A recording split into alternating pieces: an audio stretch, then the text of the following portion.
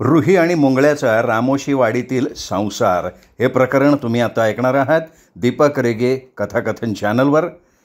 आणि हे प्रकरण आहे सौ आयडा बॅरेटो लिखित सातमाईंचं रान या कादंबरीच्या पहिल्या भागातलं.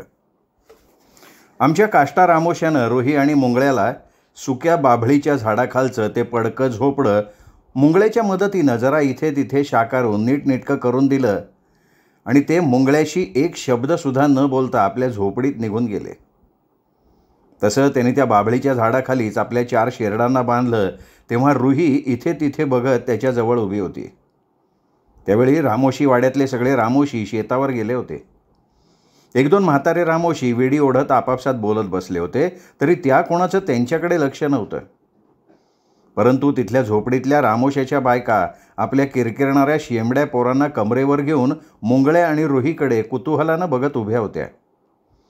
त्या सर्वजणींच्या तोंडावर त्या दोघांच्या तिथे येण्याची नाराजी स्पष्टपणे जाणवत होती.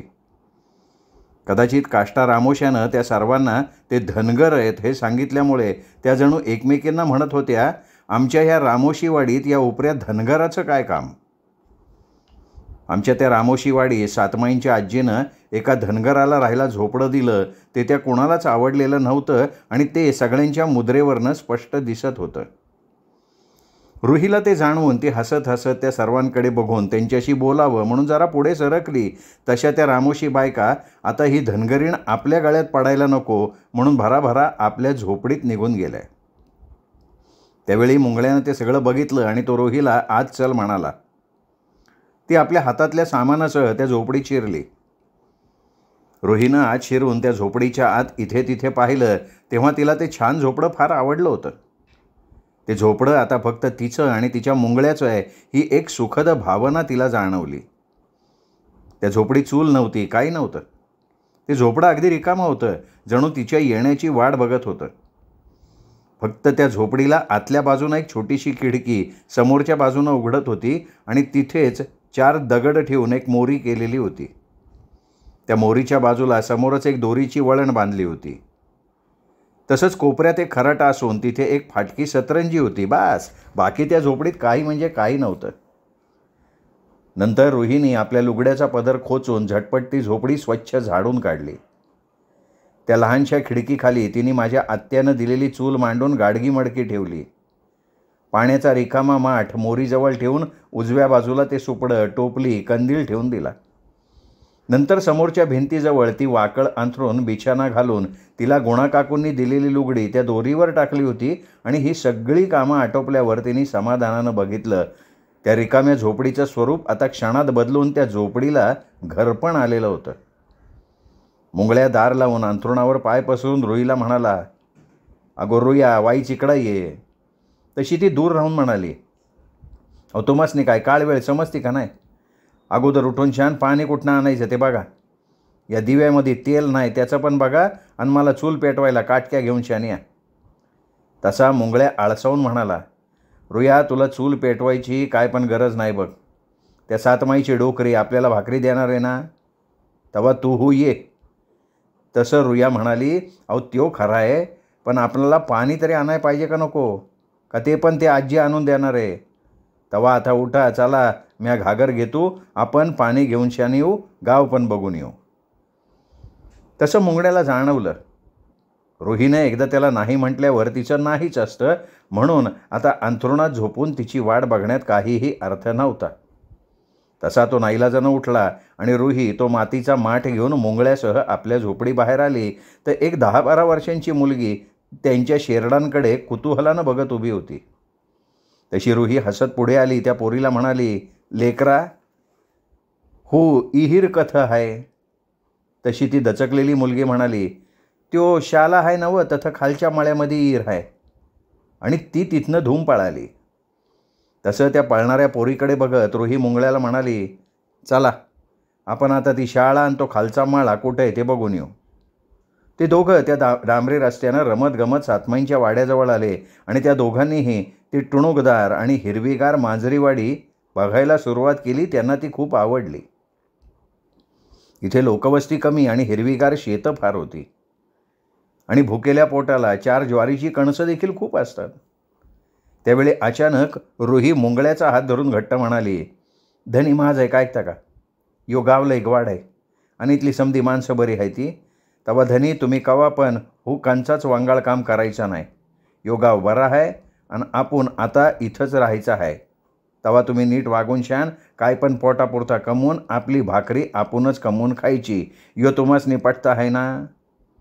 तशी मुंगळ्यानं मान हलवली तरी तो मनात म्हणाला, या रोयाचं जागा वेगळंच आहे. तिच्या बापाच्या घरी चांगली आयती भाकरी खायला मिळत होती तर हिला भिकेचे डोहाळे लागले. या मांजरीवाडीत कोणाच्या शेतात शिरून 4 कणसं तोडली. भाकरीची काही दादात नाही हे खरं, पण हिला माझ्याच कष्टाची भाकरी हवी आहे तर ठीक आहे, बघू आपल्याला काय जमतंय का. मुंगळे आपल्या विचारात जाताना रुही त्याला म्हणाली, आपण सातमाईंच्या वाड्यावर जाऊन विहिरीची चौकशी करूया. कदाचित त्यांच्याच वाड्यात एखादी विहीर असन. तसं आता तिथली पुरुष मंडळी शेतावर गेली असतील. निदान तिथं घोडभर चहा तरी आपल्याला प्यायला मिळेल. या विचारांनी दोघंही सातमाईंच्या वाड्यात आली तेव्हा आजी आत्याच्या चुलीजवळ चहा पीत बसली होती. तेव्हा तातूनं तिला येऊन सांगितलं की आजी बाहेर तो मुंगळे आलाय. हे ऐकताच आजी जरा वैतागली आणि म्हणाली, आता हा धनगर काय मागायला आलाय? तरी आनंदे घोडभर चहा असेल तर त्या धनगरणीला दे, अगं ती पोटूशी आहे. आणि आजी उठून बाहेर आली. तसं रुही आणि मुंगळ्यानं लगबगीनं जाऊन तिच्या पायाला हात लावून रुहीने तिला पाण्याबद्दल विचारलं. तसं आजी म्हणाली, हा तातू तुला दौलतीची विहीर दाखवेल. तातू जा, यांना दौलतीची विहीर दाखव. तेव्हाच रुही म्हणाली की आजी आमच्या कंदिलात राखेल नाही. तसं आजीनं आत्याला सांगून एका बाटलीत तिला रॉकेल आणि काडीपेटी दिली. तेव्हा रुही गायावाया करत आजीला म्हणाली, आजी मला एक जातं पाहिजे होतं, म्हणजे कवा पोटाला भुका लागल्या मग 4 दाणं भरडून शान खाता येतील ना. हे ऐकून आता मात्र आजी वैतागली आणि म्हणाली, हे बघ रुहे, इथे माझ्याजवळ एक सुद्धा रिकामं जातं नाही आहे. तशी माझ्या सुनांची आपापली जाती आहेत, तेव्हा मला काही तुला जातं देता येणार नाही. तेव्हाच आत्यानं येऊन त्या दोघांना चहा दिला. तेव्हा दिलेला चहा पिताना मुंगळ्या म्हणाला, आजी म्या भाकरी न्यायला कवा येऊ? तशी आजी उठत म्हणाली, ये बाबा 1 तासाने ये. आणि ती तातूला हाक मारून म्हणाली, अरे तातू यांना जावा दौलतीची विहीर दाखव. रुहीला ती दौलती काकांची मोठी विहीर, ती तिथली छोटीशी शाळा खूप आवडली. ती मुंगळ्याला म्हणाली सुद्धा की आपल्या मुलाला ह्या शाळेत पाठवायचं. तेव्हा मुंगळ्या फक्त हसला होता. नंतर त्या दोघांनी हातपाय धुवून पोटभर पाणी प्यायलं. रुहीनं तो मातीचा माठ भरून दोघं निघाली. तेव्हा रुही लाडीकपणे हसत म्हणाली, धनी हुल्या इहिरीचा पाणी हुल्या माणसावानीच लय गोड आहे. तेव्हाही मुंगळ्या मनात म्हणाला, चायला आपल्या रुयाला इथलं सगळंच गोड वाटतंय, म्हणजे खरंच हे गाव गोड असलं पाहिजे. आता गोड गोळाच्या ढेपेवर मुंगळा असतो, म्हणजे आपण बरोबर गाव निवडलंय. तरी फक्त आपल्या रुयाकरता आपण इथं कष्टाची भाकरी मिळवून खायची. तसंच रुहीच्या त्या 2 विकलेल्या बांगड्या तिला पुन्हा करायच्या आहेत. आणि ह्याच विचाराने तो तिला म्हणाला, रुया तुला जातं पाहिजे ते आपण शिरगुप्पीला जाऊन विकत घेऊया, तसे थोडे रुपये आहेत माझ्याजवळ. रुही पटकन म्हणाली, अहो ते पैसे सांभाळून ठेवा. ती सातमाईंची आजीच कोणाकडे तरी मागून आपल्याला जातं देईन. तसं इथं कोणाच्या दारात गेलं की मी ते जातं मागीनच, तसं मला कुणीही देईल. पण त्या रामोशी वाडीतलं कुणी आपल्याला मदत करणार नाही. आपण आता खालचा माळा बघितला तर ह्याच बाजूनं फिरत फिरत जाऊ. त्यावेळी ती दोघं आमच्या दाजी पवारांच्या वाड्याच्या दिशेने निघाली. तेव्हा इकडे माझी आजी कमळी काकूंना म्हणत होती, तुझ्या आईकडे एखादं जुनं जाता असेल तर बघ. अगं त्या धनगरणीला हवं आहे. अगं जाता असल्याशिवाय घरात काही शिजत नाही ना. तशी कमळी काकू पहाते म्हणाल्या होत्या. मुंगळे आणि रुही इकडे तिकडे बघत चालत आमच्या दाजी काकांच्या अंगणात पोचली. त्यावेळी दाजी काका आपल्या झोपड्यावर बसून पान खात ख्या ख्या करत खोकत बसले होते. तर इंदू आजी अन्नीला त्या कोवळ्या उन्हात बसवून त्याच्या डोकीला तेल चोळत बसल्या होत्या. परसू अंगणाच्या बाजूला लाकडं फोडत होता, तर राणी त्यावेळी चुलीकडे स्वयंपाकात दंग होती. ती त्यावेळी पावटे साफ करत आपल्या परसूचा रांगडा शृंगार आठवून स्वतःशी हसत होती. अशी त्यावेळी आमच्या दाजी काकांच्या घरातली सगळं मंडळी आपापल्या कामात व्यस्त असताना रुही आणि मुंगळ्या दाजी काकांच्या अंगणात पोहोचले. त्यावेळी त्या बेवर्षी मुंगळ्याला कल्पनाही नव्हती की त्याच्या हातावरच्या भाग्यरेषेनं त्याला या दाजी काकांच्या अंगणात आणून सोडलंय. म्हणूनच मी तुम्हाला अनेक वेळा सांगते, जर एखाद्या व्यक्तीचा भाग्योदय होणार असेल तर ती घटिका जवळ येताच त्या व्यक्तीनं काहीही न करतासुद्धा त्याचा भाग्योदय होतो. तरी नशिबात तसा भाग्योदय मात्र हवा. त्यावेळी आमच्या इंदू आजींनी आपल्या अंगणाच्या दिशेनं येणाऱ्या मुंगळे आणि रुहीला पाहिलं, तेव्हा त्याचं अन्नीच्या डोकीला तेल चोळणारं हात तिथंच थबकलं. आमचा परसूसुद्धा लाकडं फोडायचं थांबून त्या दोघांकडे बघत राहिला. झोपाळ्यावर बसलेल्या दाजी काकांनी त्या दोघांना पाहिलं तसं ते आणखीन जोरात खोकायला लागले. रुही आणि मुंगळ्या त्या अंगणाजवळ येऊन पोचले तसे दाजी काका जोरात खोकत उठून बाहेर आले. तेव्हा इंदू आजींना कळलं की आता हा आपला दाज्या काही या दोघांकडे बोलू शकणार नाही. तसं त्याच जोरात म्हणाले, अरे कोण तुम्ही आणि नेमके माझ्या अंगणात का आला? तेव्हा मुंगळ्या एकदम दीनवाणं तोंड करून आपलं नेहमीचं पालुपत गात म्हणाला, आजी मी सोलापूरचा मुंगळ्या धनगर आहे आणि यो माझा कारभारी नाही रुया आणि ती 2 महिन्याची पोटूशी आहे. तेव्हा म्हणलं तू अंगणात काय काम गावतं का बघावा. इंदू आजीने नवलानी त्याला विचारलं, अरे पण धनगरा तू सोलापूरहून माझ्याच अंगणात का काम मागायला आला? अरे आम्ही कोणी तुला ओळखत नाही तरी तू माझ्याच अंगणात उगवला. तशी गावात दुसरी घरं देखील आहेत की. तेव्हा धूर्त मुंगळ्या पटकन त्या अंगणातल्या कोपऱ्यात बसत म्हणाला, तसा म्हणा सातमाईंच्या आजीनं रामोशी वाडीतला एक मोडका झोपडा दिला आहे आणि ती मला म्हणली तू गावामध्ये जाऊन छान रोजगार बघ. तेव्हा मी आलो. हे ऐकून इंदू आजी वैतागल्या आणि म्हणाल्या, बरं केलंच बाबा. त्या आजी काकांकडे बघत पुटपुटल्या. त्या आंबेला काहीही विचारपूस न करता कुणालाही चटकन झोपडं देण्याची सवय आहे. कुणी जरा तिच्या वाड्याशी आलं की धावली त्याला मदत करायला. ती आनंदीसुद्धा तशीच आहे. आता त्या रामोशी वाडीत हा धनगर कसा राहील याचासुद्धा तिने विचार केला नाही. तेव्हा इंदू आजीचं हे पुटपुटणं कान देऊन ऐकणारा मुंगळ्या पटकन म्हणाला, आजी मी रायन. इंदू आजी गप्प झाल्या. इकडे दाजी काकांचं जरा खोकणं थांबल्यावर ते आपल्या आईकडे बघत म्हणाले, आये. पण तेव्हाच इंदू आजी एकदम मुंगळ्याकडे बघत म्हणाल्या, अरे मुंगूसा. तसं मुंगळ्या हसत म्हणाला, आजी म्हणा मुंगळ्या म्हण. इंदू आजी म्हणाल्या, अरे तो मुंगळ्या असू देत की मुंगूस असू दे, पण हे बघ हा खोकत उभा आहे तो माझा पोरगा दाज्या आणि हा लाकडं फोडतोय तो माझा नातू परश्या. आता आमचा परसू माझ्या वाड्यातली सगळी कामाची स्वतःची उस्तवारी करतो. तेव्हा धनगरा तुला आता माझ्या अंगणात द्यायला काम काही नाही. तू जा बापडा त्या सातमाईंच्या वाड्यावर जाऊन तू काम माग. तेव्हाच रुही बदकन मुंगळ्याजवळ बसून अन्नीकडे बघत म्हणाली, आजी यो कोण आहे? तेव्हा इंदू आजी एकदम हळूवार होऊन मायेनं म्हणाल्या, अगं हा ह्या दाज्याचा पोरगा माझा नातू आहे अन्नी. याचंसुद्धा लग्न झालं आहे. त्याची बायको आज स्वयंपाक करते. तसं रुही अन्नीकडे बारकाईनं बघत म्हणाली, आजी ह्याचा वराड झाला आहे. तसं रुहीचं बोलणं उमजून इंदू आजी पटकन म्हणाल्या, अगं तो तसा दिसतोय कारण लहानपणी त्याला सफेद कावळा टोचला होता. तरी त्याला सगळं कळतंय बरं का, तसा शहाणा आहे तो. आणि ते सगळं ऐकून त्यावेळी रुहीने एक तर्क काढला की तो लाकडं फोडणारा राक्षसासारखा दिसणारा परसू या वाड्याचा विश्वासू घरगडी असावा आणि लेंग्याची नाडी लोंबकळत शेंबूड लाळ गाळत बसणारं हे वेडं या वाड्याचा मालक असावा. आणि हा असा तर्क करून रुही इंदू आजीकडे बघत म्हणाली, आता आजी तुझ्या अंगणात काय काम नसला तरी माह्या पदरात 2 भाकऱ्या घाल, तुझा यो नातू बरा होईन बघ. हे ऐकल्यावर मात्र इंदू आजी संतापल्याने ओरडल्या, धनगरणी तोंड सांभाळून बोल. माझा अन्य आजारी नाही आहे. उठा आता आणि चालायला लागा. तसे दाजी काका खोकत म्हणाले, आई अगं काय चिडतीयेस? हे बघ दुपारच्या वेळी कोणी आपल्या दाराशी आलं तर 4 भाकऱ्या द्याव्यात. त्या ती पोटूशी आहे. तिला तू अशा रिकाम्या हाताने पाठवणार का? तसं इंदू आज्यांनी रागानं ओरडून राणीला 4 भाकऱ्या, दही, 4 मिरच्या, 2 कांदे घेऊन यायला सांगितलं. त्यावेळी बाहेर कोणी आलं याची चाहूल लागल्यामुळे आतून दाराजवळ येऊन ऐकणारी राणी चटकन चुलीजवळ पळाली. तिने नंतर 4 भाकऱ्या, त्यावर थोडी उसळ, मिरच्या, कांदे आणि दही घेऊन ते सर्व एका लहान टोपलीतनं ती बाहेर अंगणात आली. त्यावेळी रुहीला कळलं की ह्या वेड्याची शहाणी बायको आहे ही. राणी तिच्या पदरात त्या भाकऱ्या देत असताना रुही तिच्याकडे बघून आपलेपणानं हसली. तसं राणी न हसता पटकन ती रिकामी टोपली घेऊन आत निघून गेली.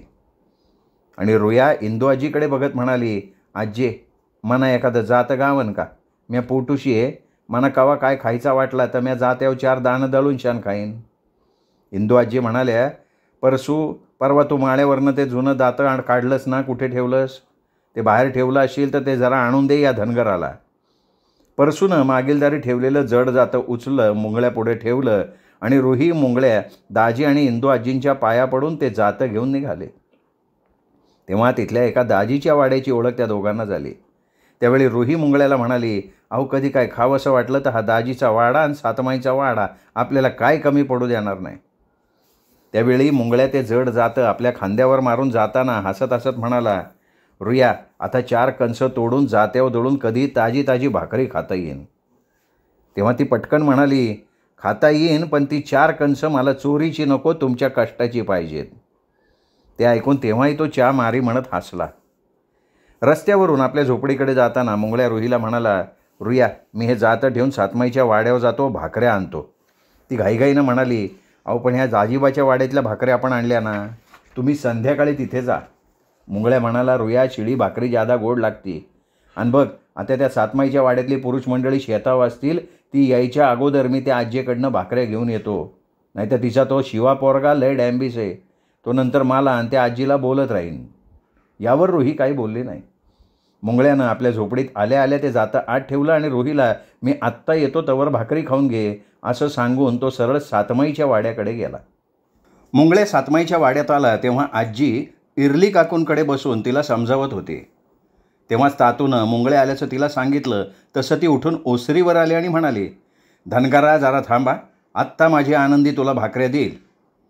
एवढं मुंगळ्याकडे बोलून आजी आनंदी आत्याच्या चुलीजवळ जाऊन तिला म्हणाली, आनंदे अगं त्या धनगराला 4 भाकऱ्या देऊन लवकर इथनं घालव, नाही तर शिवानं त्याला इथं बघितलं ना की त्याचं कीर्तन सुरू होईल. आता त्या सगळ्यांची शेतावरनं यायची वेळ झालीच आहे. आणि माझ्या आत्यानं मुंगळ्याला चांगल्या 10-12 भाकऱ्या, उसळ, दही, मिरच्या, कांदे आणि 1 गुळाचा खडा दिला. रुहीसाठी म्हणून एका पेल्यात थोडं दूध दिलं आणि ती म्हणाली, मुंगळ्या उद्या येताना तांब्या आणि हा आमचा पेला घेऊन ये, म्हणजे मी त्या तांब्यातून रुहीसाठी थोडं दूध देईन. तेव्हा आत्याला मुंगळ्या घाईघाईनं म्हणाला, अक्के मना वाईच थोडा चहापत्ती आणि साखर देती का, माया रुयाला चहा प्यावा असं सारखा वाटतो. आणि आनंदी आत्यानं ते सगळं दिलं. तेव्हा त्याने बकऱ्यांना चारा कापण्यासाठी एक वेळासुद्धा मागून घेतला. तसंच आमच्या आनंदी आत्यानं रुयासाठी म्हणून 1 बादली, तांब्या आणि सकाळी शेतात जाण्यासाठी म्हणून 1 डबडं दिलं. म्हणजे आत्यानं ते जुनं सामान काढून ठेवलेलंच होतं. रामदास काकांचे 2 शर्ट, 1 रुमाल आणि इतर बारीक सारीक वस्तूही दिल्या. आत्यानं ते सगळं एका मोठ्या गोणपाटाच्या पिशवीत घालून दिलं आणि तो जाताना मुंगळ्याला तिनं ती उद्या पिशवी आणि तो दूध दिलेला पेला घेऊन यायला सांगितलं. हे सर्व घेऊनही कदाचित आजी म्हणेल तू इथंच जेवून जा, या आशेवर मुंगळ्या घुटमळत राहिला. तसं माझ्या आजीच्या ते लक्षात आलं आणि ते रागानं म्हणाली, धनगरा आता निघ की, माझी शेतावर गेलेली पोरं यायची वेळ झाली आहे. आजी असं म्हणतच होती की आमची पुरुष मंडळी जेवायला आली होती आणि नेमके आमचे शिवा काका पहिल्यांदा आत आले. मुंगळ्याच्या हातातलं सामान बघून ते ओरडले, अरा धनगरा तो आमचा सातमाईचा वाडा काय लुटून घेऊन निघाला काय. आणि आजीकडे बघून ओरडले, आई हे सगळं काय आहे. तेव्हाच त्यांनी मुंगळ्याच्या खांद्यावर रामदास काकांचे कपडे बघितले. तसे ते ओरडले, गुणे लवकर बाहेर ये. आमच्या गुणा काकू धावत बाहेर आल्या. तसे ते त्यांना बघून ओरडले, जा माझे सगळे कपडे आणून या धनगराला दे, मी आता उघडा राहतो या वाड्याच्या दानधर्मासाठी. आणि आहे आता उद्या 4 बकऱ्या हाणा, कोंबड्या हाणा, अख्ख्या मांजरीवाडीला जेवणावळ घाला आणि सगळ्यांना सांगा हा सोलापूरचा मुंगळ्या धनगर सातमाईंच्या वाड्याचा घरजावाई म्हणून आलाय, म्हणून ही जेवणावळ घालतोय आम्ही. शिवा काकांचा तो थैथयाड बघून आजी त्यावेळी फक्त गप्प बसली. रामदास काका पुढे आले आणि म्हणाले, शिवा शांत हो, हे बघ कोणाच्या हातात अन्न असताना असं बोलू नये. अरे जो तो आपापल्या नशिबाचा खातो. संतापानं शिवा काका पाय आपटत म्हणाले, अरे दादा हा धनगर आमच्या नशिबाचं खातोय. त्यावेळी शिवा काका हे बडबडत असताना आजीनं मुंगळ्याला निघ म्हणून खूण केली. तसा मुंगळ्याही प्रसंग ओळखून तिथून टाकला. पण जाताना त्यानं ठरवलं की आता इथली शेतावर गेलेली मंडळी जेवायला येण्यापूर्वीच आजीकडनं भाकऱ्या घेऊन जायचं. ही सगळी फार वाईट माणसं आहेत. खरं तर मुंगळ्याला शिवा काकांचा भयंकर संताप आला होता. त्या अक्कीनं 4 जुनं सामान त्याच्या अंगावर फेकलं तर हा लेकाचा जणू त्यांनी त्याचा सातमाईचा वाडाच नावावर करून घेतल्यासारखा बोंबलं सुटला. मुंगळ्या दातोत खात स्वतःशी म्हणाला, माझ्या हातात असताना तर त्याला इथं तोडला असतं. त्या साल्याची परिस्थिती चांगली आहे म्हणून आज गरीब असलेल्या माझ्यावर तो असा कुत्र्यासारखा ओरडतोय. या विचाराने मुंगळ्याने जाता जाता रस्त्यावरच्या 4-5 बाभळीच्या काटेरी फांद्या तोडल्या. तिथली लहानसहान झाडं त्यांनी त्या आनंदी आत्यानं दिलेल्या वेळानं आपल्या शेरडांकरता तोडली आणि तो आपल्या झोपडीजवळ आला तर त्याच्या शेरडांसमोर कोणीतरी रामोशाच्या बाईनं पाला घातला होता. ते बघून मुंगळ्या क्षणभर हेलावून गेला. त्याला त्याच्या धनगरवाडीतले धनगर आठवले. तो कधी 4-5 दिवस असा कपारीत जाऊन बसला की ते आपलं नुकसान सोसूनही त्याच्या शेरडांपुढे पाला घालत पाणी आणून ठेवत. त्या आठवणीनं क्षणभर मुंगळ्या गुदमरून गेला. पण दुसऱ्या क्षणी त्याने आपली मान झटकून आपल्या शेरडांपुढे तो पाला घातला. आपल्या झोपडीत शिरला तेव्हा रुया पाय पसरून बसली होती. तो आत आल्यावरती म्हणाली, अहो किती येळ केला सा, म्या कावा धरणं तुमची वाट बघून राहिले. तिने उठून मुंगळ्याजवळून ते सर्व सामान घेतलं आणि म्हणाली, यो समदा प्रसाद सातमाईच्या वाड्यातनं जणू. त्याबद्दल काही न बोलता मुंगळ्या तिथे त्या फाटक्या चटईवर बसला आणि म्हणाला, रुया अगं मी तुला भाकर तुकडा खा म्हणलो होतो ना, पोटूशी आहेस तू, उपाशी राहू न गं. आणि बघ मी जेवतो, नंतर तुला 4 काटक्या गोळा करून आणून देतो. त्या आनंदी अक्कानं चहापत्ती दूध साखर दिली, तू मस्तपैकी चहा कर. तशी ती खुशीत हसली. नंतर ती दोघं जेवायला बसली. तेव्हा जेवताना मुंगळ्यानं सातमाईच्या वाड्यात जे काही रामायण घडलं ते सांगितलं आणि म्हणाला, रुया अगं तो सातमाईच्या वाड्यातला आजी बरा आहे, पण ती या पोरालाही द्वाड आहे ती. तशी रुया भाकरी उसळ खाता खाता म्हणाली, अहो धनी पण तो आजी आणि ती आनंदीबाई मला लय गोड वाटते. आथ तसा तो शिवादादा वांगाळे, पण बाकीचा दादा बरा आहे ती, तेव्हा तथ ध्यान देऊ नकासा. त्याच वेळी रुही बोलता बोलता मुंगळ्याला म्हणाली, त्या दाजीबाच्या वाड्यातली त्याची सून किती छान आहे, पण तो वेडा बगाळा अन्नी काही धड दिसला नाही मला. तो असा लहान मुलासारखा वेडा पोरगा त्या राणीशी संसार कसा काय करतो, आणि ह्या पोरीनं ह्या वेड्याशी लग्न करी कसं केलं. मुंगळ्या भाकरी खात म्हणाला, परिस्थिती रुहे परिस्थिती. अगं ती राणी फार गरीब घरातली असणार, त्यामुळं केवळ त्या वेड्याच्या त्या जमीन जुमल्यामुळं म्हणजे त्याच्या श्रीमंतीमुळं तिने ते लग्न केलेलं असावं. अगं आपल्या चुलीकडं सुखाची भाकर कोणाला नको असती का. तेव्हा रुया कांदा फोडून तोंडी लावत म्हणाली, अहो ते राणी हुशार आहे. मला वाटतं तो परसू घरचा गडी आहे ना, तोच त्या वाड्याचं तसंच त्या राणीचं सुद्धा नीट बघत असावा. अहो तिच्या तोंडावर तृप्तीचे भाव दिसत होते. त्यात माझ्या पदरात भाकऱ्या घालून जाताना तिने त्या परसूकडे ओझरतं बघितलं सुद्धा होतं, पण त्या अन्नीकडे नाही. आम्हा बायकांना ते लगेच जाणवतं. रुहीच्या त्या बडबडीला वैतागलेला मुंगळ्या वैतागून म्हणाला, रुहे तो वेडा बगाळा, त्याचा तो शेंबूड, त्याची ती बायको, हा विषय पुरे. आता तू भाकरी खा आणि नंतर माझ्या कुशीत झोप. तशी रुही हसली. नंतर त्या दुपारी रुही आणि मुंगळ्या मस्त जेवून एकमेकांच्या कुशीत गाढ झोपी गेले. तेव्हा मुंगळ्याची ती 4 शेरडं चारा खाऊन निवांत बसली होती. रुही मुंगळ्याची ती त्या झोपडीतली पहिली रात्र अगदी खाऊन पिऊन छान गेलेली होती. श्रोते हो, प्रकरणाचा हा भाग इथेच संपला. या प्रकरणाचा पुढचा भाग उद्या. तोपर्यंत नमस्कार.